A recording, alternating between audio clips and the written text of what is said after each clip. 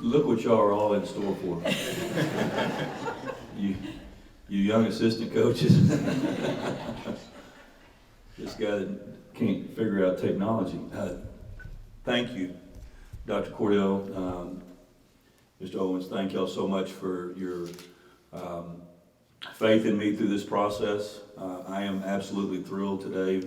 Elizabeth, my wife here, Molly, and my grandson Warren are with me today. Riley and the South Lake bunch are all playing indoor flag football. They had Landry had a 10:50 game this morning, or 8:50 or something like that. So they know where their priorities are instead of coming over here. But I can't tell you how thrilled I am. Elizabeth and I have known that we would be moving back up to the Dallas-Fort Worth area at some time. We've been in Horseshoe Bay for the last 5 or 6 years, probably the last 4 of my 8 years at Westlake. I commuted from Horseshoe Bay to Austin, and but we knew we were coming back. And then on top of that, over the last year, I guess it was about this time last year, I was asked to speak at the Lone Star Clinic there in College Station. And Coach Zerline, who's an old friend of mine, that he said, well, now that you're retired, I'd like for your talk to be on what you've learned in 36 years of coaching. And so it was about this time last year, and ever since then, I guess that fire was lit back in me, and I knew that I definitely wanted to get back into coaching. The 2 years that I've had off have been very, very good for me and for Elizabeth, but I don't know who's more excited, her or me, because she grew up in this industry. She was in the football industry way before I ever was. She's Coach's kid. The stadium at Westlake is named after her father, Evie Neptune Field, and so my wife is absolutely fired up. We together will be around her sister and my brother-in-law that live in McKinney, and their 4 children and about 14 great-grandchildren, and her mother is right here in Plano. Riley and Alexis and 4 grandchildren, one on the way or in South Lake, and then Molly and Warren will be here with us. So I wanted to say with Ms. Cordell, the process that we went through is like no other that I've ever been through. Very simple, very professional, but there was no wasted time. I think we had a couple of visits unlike anything I've ever been through in my coaching career, and I really do appreciate that process, because I think we were able to really get to know each other during that time, and I'm absolutely thrilled to be the athletic director and head football coach here with the Lovejoy Leopards. Thank y'all.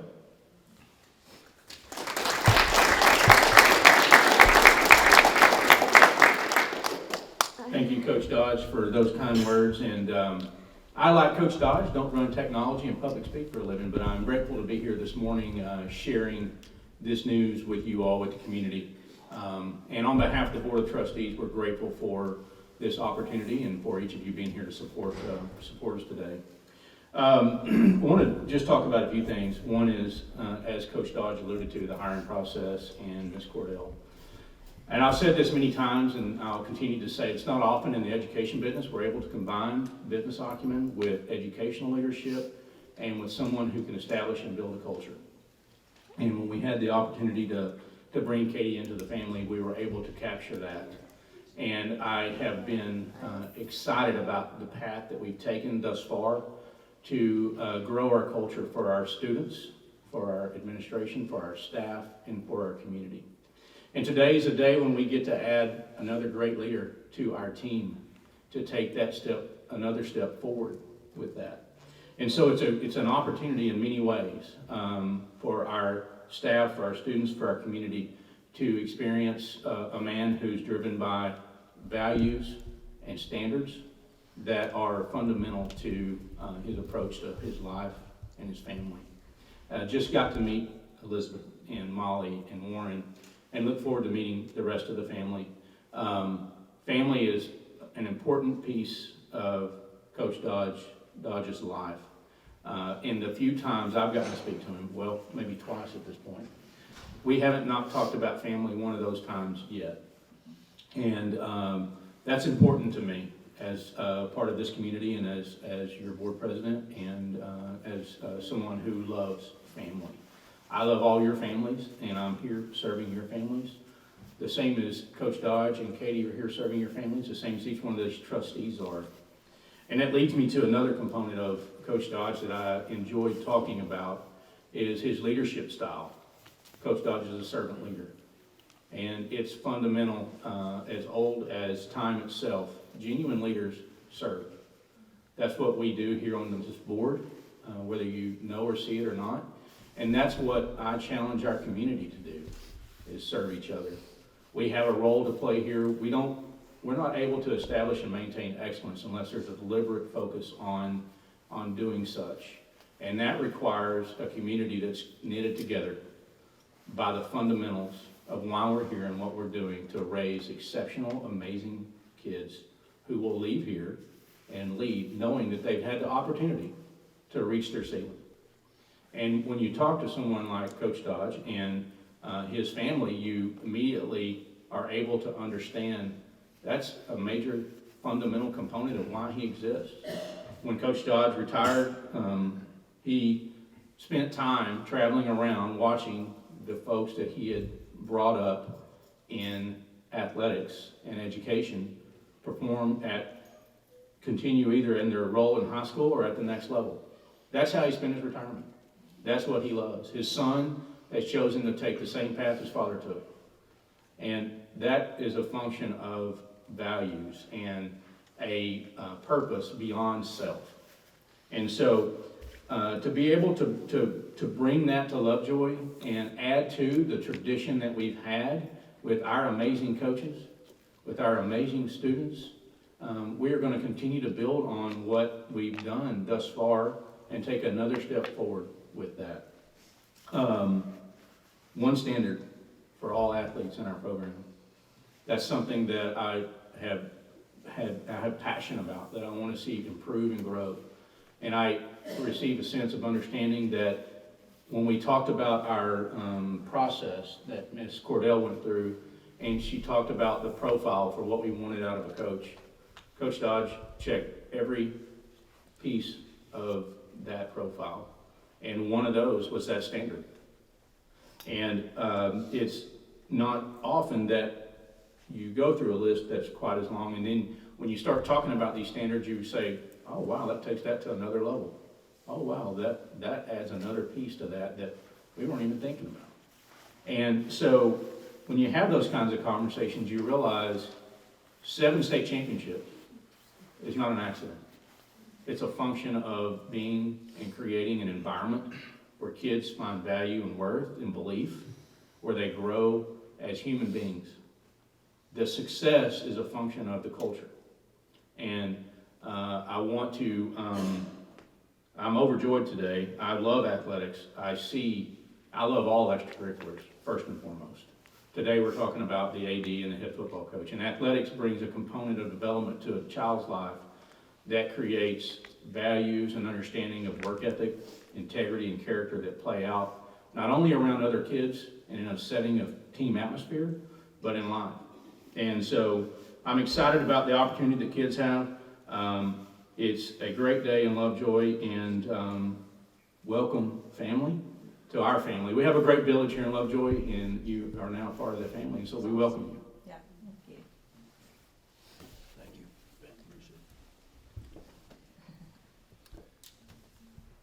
So like Mr. Owens just said, being able to take community feedback and then finding a coach and a leader that can check all of those boxes is absolutely incredible. And so as the high school principal, being able to partner with Coach Dodge and his leadership, I think offers our kids an opportunity that's second to none and upholds that standard of excellence.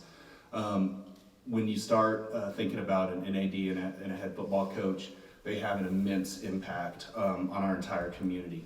And so if you kind of backwards design that, looking at our kids being able to learn and accomplish everything in our graduate profile, Coach Dodge fits those. And then another thing, when you think about all of our head coaches and all of our assistant coaches, many of which are here today, they're just so special. And getting someone who can develop them as leaders and then transfer that to our students to uphold that graduate profile and our values in Lovejoy ISD, just could not be more excited, and can't wait to work with you. Thank you, appreciate it.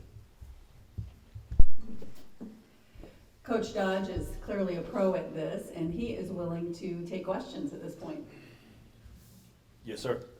What attracted you to the Lovejoy job in particular? First of all, the excellence that they've had here.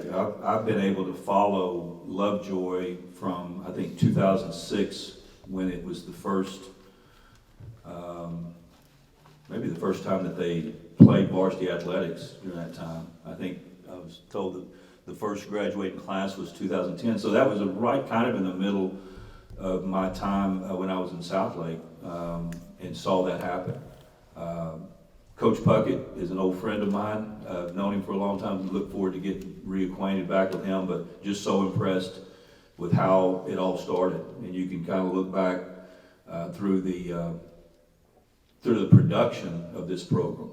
You know, you pop on some of the records that happened early in the time. There was instant success, and they've been successful not only in football but in all sports. Obviously, the volleyball program is, I mean, I'm not telling y'all anything you don't even know. I mean, it's as good as there is in the country.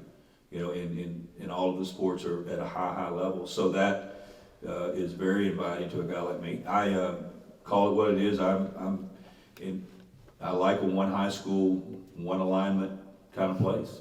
And I've been fortunate, been blessed in my coaching career to be in something like it at Southlake and at Westlake, and this is very much like that. And so, and then also the location around family. Elizabeth and I are looking for, you know, a place to, you know, to make our home for the rest of our lives.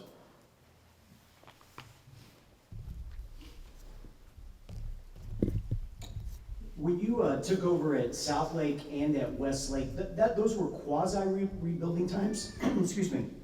This team is really ready to compete now. Is your approach any different, or looking at the deep runs that this team has made over the last couple of years, what are your expectations early on? It is different. In both of those other two places, there had been a whole lot of success going on, but it was a bit of, by their standards. This is a place that, as of late, has had the winning at the highest level that I can see in the history of this program, in the football program. So from the standpoint coming in, I'm just excited to get to meet the most important people of this process. And y'all are all important, don't get me wrong, but there's some guys that I'm going to meet on Monday and Tuesday that are the most important, and those are athletes, and I get to know them and start to build this staff and start to build this team, and you start to look at things on how can I use my experience to maybe take this to another level. And again, it's Coach Ross and this staff have done some fabulous things, and there's been some great players, and I'm excited, as I've done a little bit of research that I have, that there's some really good players that are still in the mix, still got eligibility left. So for that, I'm really excited. Yes. What kind of things have you been doing in retirement, and what made you finally decide that this was the time to come out of retirement? Well, believe it or not, I'm not a four day a week golf guy. I found out by myself I can only handle 2, and as of late, there haven't been any. But I have been. I was visiting with some people earlier in 1992-93. I was the quarterback wide receiver coach at University of North Texas, and my boss told me, you're going to have a specialty camp, a quarterback wide receiver camp. And I said, great. And I said, well, what do I call it? The UNT quarterback wide receiver camp? I said, no, you call it Todd Dodge quarterback wide receiver camp. I said, well, why do I call it that? He goes, because the guy you're replacing called it the Ken Karcher quarterback wide receiver camp. And so I've been blessed for 32 years. I've had that. So I continued to do that. And I had a camp in Austin. I had one in San Antonio, one down in Corpus Christi at Gregory Portland. And then I've also done some quarterback training on site and mini camp stuff. So I've kind of kept in the industry over the last 2 years by training quarterbacks and wide receivers in groups, going to watch my son's team play, going to watch the Chaparrals play, with my boys at Westlake and seeing them play. And then as Mr. Owen said, I've traveled to Clemson, South Carolina, to South Bend, Indiana, traveled to Pullman, Washington. I've got to see some really cool places in the last 2 years, but it's all about going to see these former players play, and we kind of made trips along the way, made a vacation. That's been a lot of fun.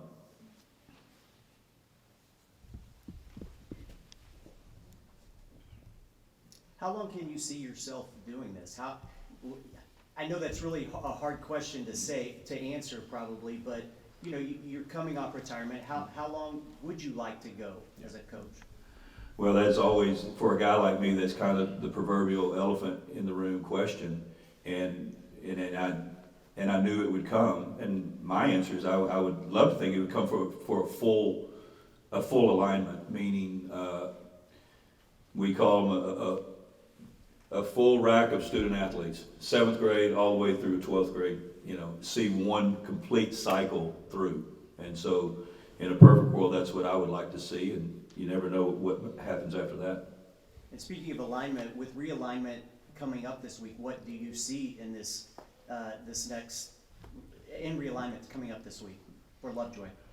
Well, Lovejoy, as I've researched, has played really tough non-district schedules for quite some time, and I can imagine that the reason it is because they probably don't get called back when they called it to, and I understand how that works. So what I haven't been able to officially be a part of that. The rest of my day will probably be talking with coaches about games, but I know there's been a group of coaches here that have kind of weathered the storm and been handling that, and for that I sure appreciate it, because I'm really hoping I don't have a whole lot to do this week.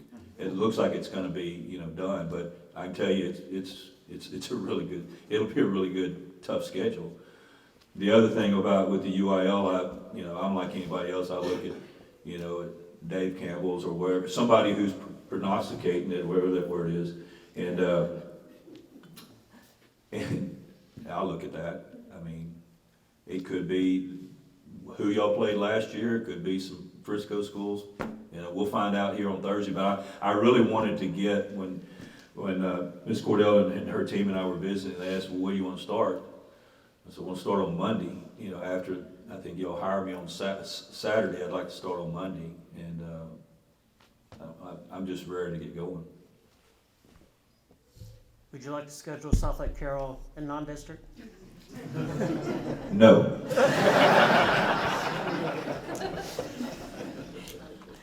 We did that once, and that's another attractive. I mean, I really, I don't really enjoy. Through all my year, I found out I don't really enjoy competing against people who are so close. Really, really close to you. That's just not something that you inevitably have to do it. But that was a special time, and it also was one I only want to do one time. Is that more you, or is that more your wife here? I think it's all of us. That's all of us. You just don't know the toll that kind of takes on a family.